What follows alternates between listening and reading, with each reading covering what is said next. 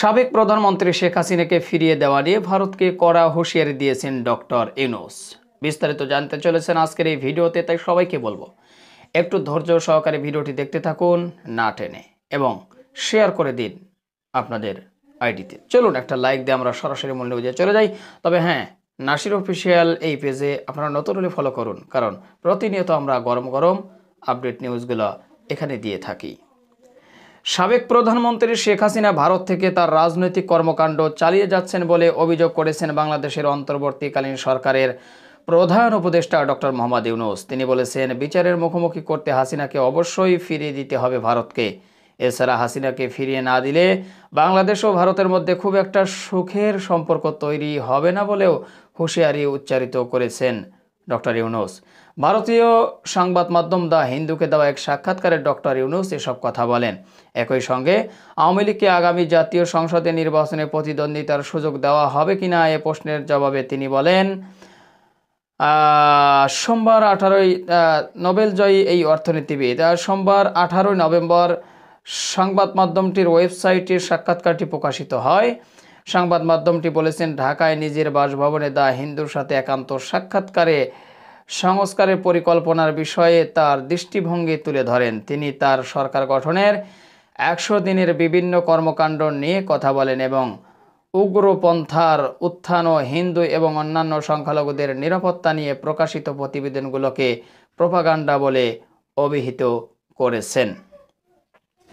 বাংলাদেশের অন্তর্বর্তী সরকারের 100 দিন পূর্তিতে দেশের আইন শৃঙ্খলা এবং অর্থনীতি ইস্যুতে করা এক প্রশ্নের জবাবে প্রধান উপদেষ্টা ডক্টর মোহাম্মদ ইউনূস বলেন, আমরা এখন আইন শৃঙ্খলা পরিস্থিতি উন্নত করছি, তবে আমি বলবো না যে আমরা এখনই এই গ্রেড পেয়েছি। অন্য ইস্যুতে বলবো, অর্থনীতির ক্ষেত্রে আমাদের অর্জন A+, কারণ আমরা উত্তরাধিকার সূত্রে ছিন্ন ভিন্ন অর্থনীতি পেয়েছিলাম। সমস্ত আর্থিক প্রতিষ্ঠান এবং ব্যাংকিং ব্যবস্থা প্রায় ভেঙে পড়েছে। দেশে উন্মুক্ত ব্যাংকিং সিস্টেম ছিল, খারাপ ঋণ ছিল, 60% অশোধিত ঋণ। বহু ব্যাংকে একে অপরের সাথে কিভাবে লেনদেন করতে হয়, গ্রাহকদের সাথে কিভাবে আচরণ করতে হয় ইত্যাদি জানেই না। আমাদের প্রায় অকার্যকর একটি আর্থিক ব্যবস্থা ছিল, তাই সেখান থেকে আমরা ব্যাংকিং সিস্টেমকে আবার কার্যকর করে এক পর্যায়ে চলে এসেছি। তিনি আরও বলেন, যদিও ব্যবস্থা এখনও নিখুঁত নয়, তবে অর্থনীতি এগিয়ে যাচ্ছে। আমরা দায়িত্ব নেওয়ার সাথে সাথে আমাদের বৈদেশিক মুদ্রার রিজার্ভ কমে গেছে, কিন্তু এখন গত 100 দিন ধরে মাসে মাসে এটি বৃদ্ধি পাচ্ছে। আমরা আমাদের ঋণ পরিশোধ করতে সক্ষম হয়েছি এবং এটি আমাদের আন্তর্জাতিক ভাবমূর্তি উন্নত করছে। আমরা মুদ্রাস্ফীতিকে সহনীয় পর্যায়ে নামিয়ে আনার চেষ্টা করছি। সর্বোপরি আমরা প্রচুর পরিমাণে বৈশ্বিক সমর্থন পেয়েছি। আন্তর্জাতিক সম্প্রদায় আমাদের সাথে ব্যবসা করছে, আমাদের আরও সহযোগিতার আশ্বাস দিচ্ছে যাতে বিনিয়োগের দ্বার উন্মোচন করা যায় ইত্যাদি। আমি জাতিসংঘের সাধারণ পরিষদের বৈঠকে অবসরে প্রেসিডেন্ট বাইডেন এবং ইউরোপীয় ইউনিয়নের প্রধান সহ অনেক সরকার প্রধানের সাথে দেখা করেছিলাম এবং আরও অনেকের সাথে কথা হয়েছে যারা আমাকে আর্থিক সহায়তা এবং রাজনৈতিক সমর্থনের প্রতিশ্রুতি দিয়েছেন। আমাদের এমন কর্মকর্তারা আছেন যারা বিনিয়োগকারীদের সমস্যা দ্রুত সমাধান করতে প্রস্তুত, যাতে তারা বাংলাদেশ আমলাতান্ত্রিক জটিলতায় আটকায় না পড়েন। ওয়ান স্টপ পরিষেবা আছে যেখানে বিনিয়োগকারীরা তাদের কাজগুলো করতে পারেন। তাই আমি বলবো, দেশ খুবই ইতিবাচক পথে এগোচ্ছে। যুক্তরাষ্ট্রের ডোনাল্ড ট্রাম্পের নির্বাচিত হওয়া এবং তিনি বাংলাদেশের সমালোচনা করে অত্যন্ত কড়া বিবৃতি দিয়েছেন উল্লেখ করে নতুন মার্কিন প্রশাসনের সাথে আন্তর্জাতিক সমর্থন অব্যাহত থাকবে কিনা এমন প্রশ্নের জবাবে ডক্টর ইউনূস বলেন, আমার মনে হয় না ট্রাম্প বাংলাদেশ নিয়ে কোনো বক্তব্য দিয়েছে। তিনি আরও বলেন, বাংলাদেশ সম্পর্কে এবং সংখ্যালঘুদের নিয়ে যে ট্রাম্প সম্ভবত ভালোভাবে অবহিত নন। তিনি আসলে সব কিছু জানেন না। এটা যদি একটা প্রোপাগান্ডা সারা বিশ্বে চলছে, কিন্তু যখন তিনি বাংলাদেশের সাথে সম্পর্কের বাস্তবতায় আসবেন তখন ট্রাম্প অবাক হবেন যে তাকে যে ধারণা দেওয়া হয়েছে তা থেকে বাংলাদেশ কতটা আলাদা। আমি মনে করি না যুক্তরাষ্ট্রের একজন প্রেসিডেন্ট এসেছেন মানে সব কিছু বদলে যাবে। প্রেসিডেন্টের পরিবর্তনের কারণে পররাষ্ট্রনীতি এবং দেশের অনুযায়ী সম্পর্ক সাধারণত পরিবর্তিত হয় না। এছাড়াও ট্রাম্প 2.0-তে যদি কোনো পরিবর্তিত হয় তাহলে আমাদের মনে রাখবেন এখনকার বাংলাদেশ 2.0-তে আছে, যাকে আমরা নতুন বাংলাদেশ বলি। সুতরাং আমরা অপেক্ষা করব এবং যদি মার্কিন প্রতিনিধিরা এসে আমাদের দেখে পরীক্ষা করে এবং যদি দেখে আমাদের অর্থনীতি ভালো চলছে, তারা খুব আগ্রহী হবে। তারা বাংলাদেশের সবচেয়ে বড় সরকারি ক্রেতা, তাই আমাদের দিক থেকে এটি খুব ভালো সম্পর্ক, যা আমরা বছরের পর বছর ধরে গড়ে তুলেছি। আমাদের আশা এটা আরও জোরদার করা হবে। সংখ্যালঘুদের নিরাপত্তা বিষয়ে উদ্বেগ প্রকাশ করে ভারত সরকারের বেশ কয়েকটি বিবৃতির বিষয়ে ডক্টর ইউনূস বলেন, প্রধানমন্ত্রী মোদির সাথে আমার প্রথম ফোন কলে 16 আগস্ট তিনি ঠিক এটাই বলেছিল, বাংলাদেশের সংখ্যালঘুদের সাথে খারাপ ব্যবহার করা হচ্ছে ইত্যাদি। আমি তাকে খুব স্পষ্টভাবে বলেছি এটা প্রোপাগান্ডা। অনেক সাংবাদিক এখানে আসার পরে কিছু উত্তেজনা সম্পর্কে কিছু প্রতিবেদন এসেছে, তবে মিডিয়াতে যেভাবে বলা হয়েছে পরিস্থিতি তেমন নয়। এটা প্রচার, প্রোপাগান্ডা, বাস্তবতার সাথে যায় না। সংখ্যালঘুদের অধিকার নিয়ে কমিশন করা হয়েছে প্রশ্নের জবাবে প্রধান উপদেষ্টা বলেন, আমাদের মানবাধিকার কমিশন আছে এবং সংখ্যালঘুদের জন্য আলাদাভাবে করতে হবে। আমি সংখ্যালঘু গোষ্ঠীকে বলেছি, আপনারা দেশের নাগরিক, আপনাদের সমস্ত অধিকার সংবিধান দ্বারাই নিশ্চিত করা আছে। আমরা সকলেই চাই মানবাধিকার প্রতিষ্ঠিত হোক এবং সংবিধান আমাদেরকে যে সমস্ত অধিকার দিয়েছে সেগুলোকেও প্রতিষ্ঠিত করা হোক। আমাদের সংবিধান কমিশনকে কে আছে এবং কে এর প্রধান যুক্তরাষ্ট্রভিত্তিক শিক্ষাবিদ আলী রিয়াজ আছেন সেটি আগে দেখুন এবং তারপর আপনি যা বলছেন তার সাথে সমন্বয় করার চেষ্টা করুন, অন্যথায় এটি পুরোটাই প্রোপাগান্ডা। তো যাই হোক, প্রিয় দর্শক শ্রোতা, আশা করি বিস্তারিত আপনারা শুনেছেন, জেনেছেন, বুঝেছেন। তো অবশ্যই আপনাদের মূল্যবান মতামত জানাবেন, পারলে ভিডিওটি শেয়ার করে সবাই দেখার সুযোগ করে দিবেন। আর আমাদের পেজ নাসির অফিসিয়াল নতুন হলে ফলো করবেন। যারা ইতিমধ্যে ফলো করে দিয়েছেন তাদেরকে অসংখ্য ধন্যবাদ জানিয়ে ভিডিওটিকে শেষ করছি। সে পর্যন্ত সকলেই ভালো থাকবেন, সুস্থ থাকবেন। আল্লাহ হাফেজ। আসসালামু আলাইকুম। নতুন একটা নিউজে সবাইকে স্বাগতম। আন্তর্জাতিক আদালতেও জুলাই গণহত্যার বিচার হবে, ডক্টর ইউনূস। বিস্তারিত জানতে চলেছেন আজকের এই ভিডিওতে। সবাইকে বলবো না টেনে সম্পূর্ণ নিউজটি দেখুন, শুনুন এবং শেয়ার করে দিন। চলুন একটা লাইক দিয়ে আমরা সরাসরি মূল নিউজে চলে যাই। জুলাই আগস্টে হওয়া প্রতিটি হত্যার বিচার করা হবে উল্লেখ করে অন্তর্বর্তী সরকারের প্রধান উপদেষ্টা ডক্টর মোহাম্মদ ইউনূস বলেছেন, দেশের পাশাপাশি আন্তর্জাতিক আদালতেও এসব বিচারের উদ্যোগ নেওয়া হয়েছে। রোববার 17 নভেম্বর অন্তর্বর্তী সরকারের 100 দিন পূর্তি উপলক্ষে সন্ধ্যা 7টায় জাতির উদ্দেশ্যে দেওয়া ভাষণে এসব কথা বলেন ডক্টর ইউনূস। ডক্টর ইউনূস বলেন, বিগত 15 বছরে দেশে সংঘটিত প্রত্যেকটি গুম, খুন ও সর্বশেষ জুলাই আগস্ট হত্যায় জড়িতদের দেশের পাশাপাশি আন্তর্জাতিক আদালতেও বিচারের উদ্যোগ নেওয়া হয়েছে। ডক্টর ইউনূস বলেন, আমরা অন্তর্বর্তী সরকারের প্রথম 100 দিন অতিক্রম করলাম। আপনারা জানেন কি কঠিন এক পরিস্থিতিতে আমাদের দায়িত্বে গ্রহণ করতে হয়েছে। ছাত্র শ্রমিক জনতা অভূতপূর্ব গণঅভ্যুত্থানের পর ফ্যাসিস্ট সরকারের প্রধান পালিয়ে গেলে দেশ সরকার শূন্য হয় সাময়িকভাবে। পুলিশ প্রশাসন এ সময় সম্পূর্ণ নিষ্ক্রিয় হয়ে পড়লে উদ্বেগজনক এক পরিস্থিতির সৃষ্টি হয়। প্রধান উপদেষ্টা বলেন, এ সময় অসংখ্য মানুষ গুম হয়েছে, খুন হয়েছে। আমরা গুমের তদন্তে একটি কমিটি গঠন করেছি। কমিশন প্রধান আমাকে জানিয়েছেন, অক্টোবর পর্যন্ত তারা 1600 গুমের তথ্য পেয়েছে। তাদের ধারণা এই সংখ্যা 3500 ছাড়িয়ে যাবে। অনেকেই কমিশনের কাছে গুমের অভিযোগ করতে ভয় পাচ্ছেন, এই ভেবে যে অভিযুক্ত ব্যক্তিদের দ্বারা তারা আবার আক্রান্ত হতে পারেন, ক্ষতিগ্রস্ত হতে পারেন। আমি আপনাদের আশ্বস্ত করতে চাই, আপনারা দ্বিধাহীন চিত্তে কমিশনকে আপনাদের অভিযোগ জানান। কারো সাধ্য নেই আপনাদের গায়ে আবার হাত দেবে। তিনি বলেন, গুম কমিশনের সদস্যদের কাছে ভুক্তভোগীদের যে বিবরণ আমরা পেয়েছি তা অত্যন্ত মর্মান্তিক। জুলাই আগস্টের বিপ্লবের পর ছাত্রছাত্রীরা শহর বন্দরের দেয়ালে দেয়ালে তাদের মনের কথা লিখেছে। তাদেরও আগে যারা গুমের শিকার হয়েছে, প্রতিটি গোপন আস্তানা দেয়ালে দেয়ালে তারা লিখে গেছেন তাদের কষ্টের মর্মস্পর্শী বিবরণ। তাদের এসব কষ্টের কথা শুনে আমাদের হৃদয় কেঁপে উঠেছে। এসবের সঙ্গে জড়িতদের আমরা বিচারের কাঠগড়ায় দাঁড় করাবই। অভিযুক্ত যতই শক্তিশালী হোক, যে বাহিনীরই হোক না কেন, কাউকেই ছাড় দেওয়ার কোনো সুযোগ নেই। কেবল দেশে নয়, গুম, খুন, জুলাই আগস্ট গণহত্যার সঙ্গে জড়িতদের আমরা আন্তর্জাতিক আদালতেও বিচারের উদ্যোগ নিয়েছি। ইন্টারন্যাশনাল ক্রিমিনাল কোর্টের প্রধান কৌশলী করিম খানের সঙ্গে আমরা এই ব্যাপারে ইতিমধ্যে কথা বলেছি। প্রধান উপদেষ্টা বলেন, আইনশৃঙ্খলা রক্ষাকারী বাহিনীগুলোর কোনো সদস্য কিংবা অন্য কেউ যাতে হত্যা, গুমসহ এ ধরনের কোনো অপরাধে জড়িত পড়তে না পারে, এজন্য আমরা গুম বিরোধী আন্তর্জাতিক সনদে স্বাক্ষর করেছি। আপনারা দেখছেন, জাতিসংঘের আন্তর্জাতিক মানবাধিকার বিষয়ক হাই কমিশনার ফলকার তুর্ক সম্প্রতি বাংলাদেশের সফর করেছেন। জাতিসংঘ জুলাই আগস্ট হত্যাকারীদের তদন্তে আমাদের সহযোগিতার হাত বাড়িয়ে দিয়েছেন। ডিসেম্বরের প্রথম সপ্তাহে তারা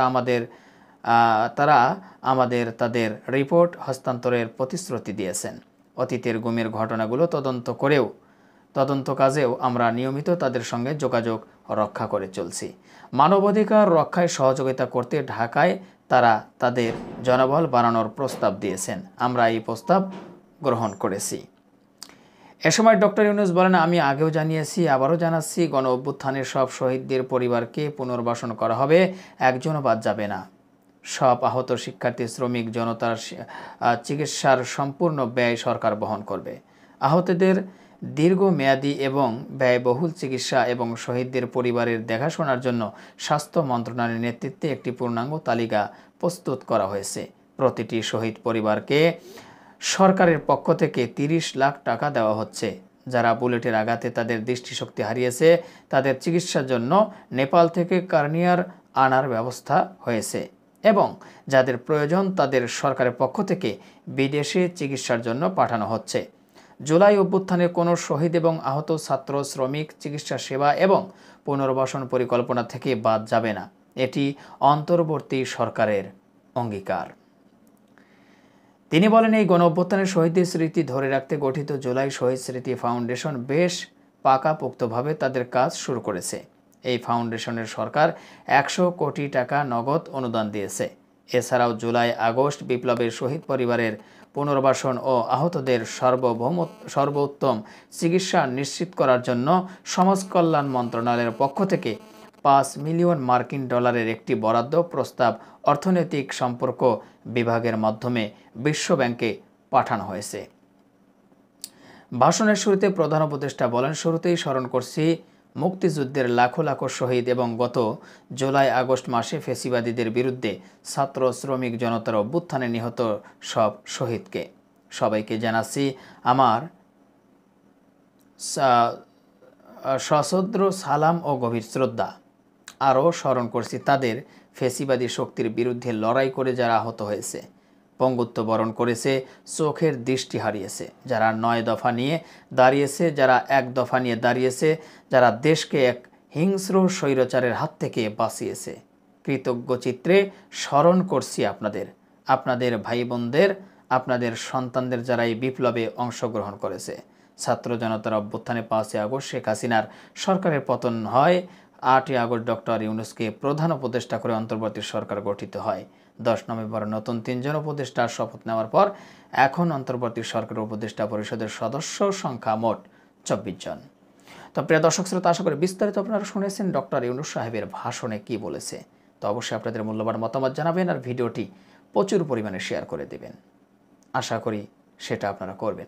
আর আমাদের পেজ নাসির অফিসিয়ালে যদি আপনারা নতুন হন, প্রতিনিয়ত এ ধরনের সকল প্রকার নিত্য নতুন আপডেট নিউজ খবরগুলো পেতে আমাদের এই পেজটি ফলো দিয়ে আমাদের সাথে থাকবেন।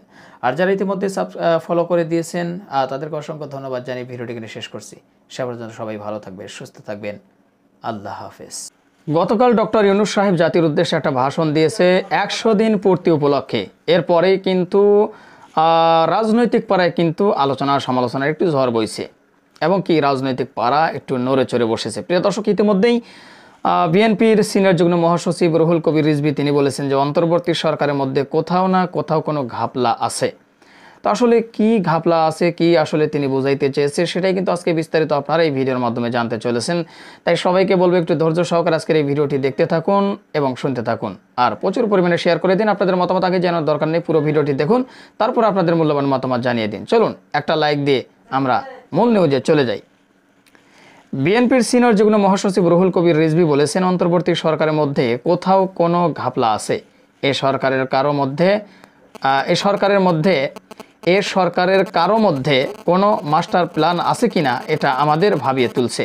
সোমবার 18 নভেম্বর জাতীয় প্রেস ক্লাবে মিলায়তনে আমরা বিএনপি পরিবার এবং উদ্যোগে জুলাই আগস্টের আহত 10 জনের মাঝে হুইল চেয়ার বিতরণের পূর্বে বিশেষ অতিথির বক্তব্যে তিনি এসব কথা বলেন। অনুষ্ঠানে প্রধান অতিথি হিসাবে ভার্চুয়ালি বক্তব্য রাখেন দলের ভারপ্রাপ্ত চেয়ারম্যান তারেক রহমান। বিএনপি সহ গণতন্ত্রকামী রাজনৈতিক দলগুলোর সমর্থনে অন্তর্বর্তী সরকার দেশ চালাচ্ছে এমন মন্তব্য করে তিনি বলেন, আন্তর্জাতিক মিডিয়াতে অন্তর্বর্তী সরকারের প্রধান একটি সাক্ষাৎকার দিয়েছেন। সেই বক্তব্যে আমার মনে একটি প্রশ্ন জেগেছে। তিনি বলেছেন 4 বছর লাগবে সংস্কার করতে, কিন্তু কেন? অবাধ সুষ্ঠু নির্বাচনের জন্য আমাদের লড়াই, বাক স্বাধীনতার জন্য লড়াই। যে বাচ্চারা আজ 20 থেকে 22 বছর বয়স, তারা ভোট দিতে পারেনি, তারা ভোট দেওয়া জানে না, তারা আর কত সময় অপেক্ষা করবে? অন্তর্বর্তী সরকার হবে গণতন্ত্রের প্রতীক, গণতন্ত্রের মডেল। তা না করে এই যে প্রবলম্বী করা আমাদের মনে হচ্ছে কোথাও না কোথাও একটা জটিলতা হচ্ছে। গণতন্ত্র চর্চা ও গণতন্ত্রের বিকাশ কোথাও না কোথাও কোনো সমস্যা হচ্ছে। তা না হলে তিনি কেন এই কথা বলছেন? এত লম্বা সময়ের কথা বলছেন। এ সরকারের মধ্যে কোথাও না কোথাও কোনো ঘাপলা আছে। এ সরকারের মধ্যেই কেউ মাস্টার প্ল্যান আছে কিনা এটা আমাদের ভাবিয়ে তুলছে। রুহুল কবির রিজভী আরও বলেন, আওয়ামী লীগ কত প্রপাগান্ডা ছড়িয়েছে। আওয়ামী লীগের সাধারণ সম্পাদক ওবায়দুল কাদের নিজে বলেছেন, বিএনপির ক্ষমতায় আসলে আওয়ামী লীগের 1 লাখ মানুষ মারা যাবে। কোথায় 1 লাখ মানুষ মারা গেল? তিনি বলেন, বিএনপি ক্ষমতায় থাকা অবস্থায় শেখ হাসিনা বলেছিল মালয়েশিয়ায় তারেক রহমানের নামে ইন্ডাস্ট্রি আছে, কারখানা আছে। এগুলো প্রপাগান্ডা ছড়িয়ে মানুষদের বিভ্রান্তি করতে আওয়ামী লীগ। তাই যেটা সত্য সেটার পক্ষে থাকা দরকার। তিনি বলেন, কাজের মধ্যে যদি ন্যায্যতা থাকে তাহলে সেই কাজ সফল হয়, আর কাজের মধ্যে যদি অন্যায় অবিচার থাকে তাহলে সেই কাজ কখনো সফল হয় না। আমাদের বিএনপি পরিবারের ন্যায্যতার সঙ্গে মানব সেবায় তৃণমূল পর্যন্ত কাজ করে যাচ্ছে। আমরা বিএনপি পরিবার আহ্বায়ক আতিকুর রহমান রুমির সভাপতিত্বে এতে আরও বক্তব্য দেন বিএনপির কোষাধ্যক্ষ এম রাশিদুজ্জামান মিল্লাত, আরও অনেকেই সেখানে উপস্থিত ছিল। তো যাই হোক, প্রিয় দর্শক শ্রোতা, আশা করি বিস্তারিত আপনারা শুনেছেন এবং বিএনপির সিনিয়র যুগ্ম মহাসচিব রুহুল কবির রিজভী সাহেবের বক্তব্য শুনে আপনারা বুঝতে পেরেছেন তিনি অন্তর্বর্তী সরকার কে উদ্দেশ্য করে তিনি আসলে কি বোঝানোর চেষ্টা করেছে বা কি বোঝাইতে চেয়েছে। তার মনে হচ্ছে যে ভিতরে কোনো একটা ঘাবলা আছে। কেন আসলে অন্তর্বর্তী সরকার এত লম্বা সময় নিচ্ছে দেশ সংস্কারের জন্য? তো যাই হোক, প্রিয় দর্শক, আপনাদের মূল্যবান মতামত জানাবেন ভিডিওর নিচে কমেন্ট বক্সে দেয়, আর এই ভিডিওটি শেয়ার করে সবাই দেখার সুযোগ করে দেবেন। নাসির অফিসিয়াল পেজে যদি আপনারা নতুন হয়ে থাকেন অবশ্যই ফলো করবেন, যারা করেছেন তাদের ধন্যবাদ। ভালো থাকবেন সবাই, আবারও দেখা হবে, কথা হবে নতুন কোনো টপিকে নতুন কোনো ভিডিও নিয়ে। আল্লাহ হাফেজ।